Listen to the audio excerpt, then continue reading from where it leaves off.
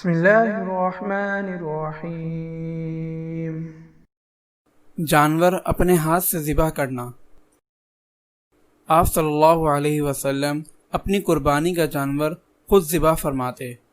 حضرت انس رضی اللہ تعالی عنہ سے مروی ہے کہ آپ صلی اللہ علیہ وسلم نے 2 بھورے چتکبرے مینڈے کو ذبح کیا۔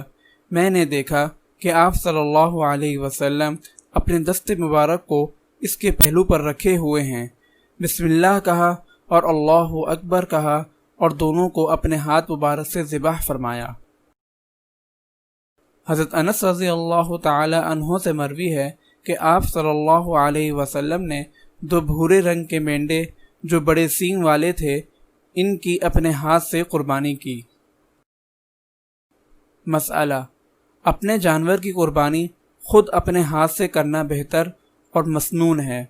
ہاں، اگر صحت اور طاقت نہ ہو تو دوسرے سے ذبح کروا لے، خود نہ کرے۔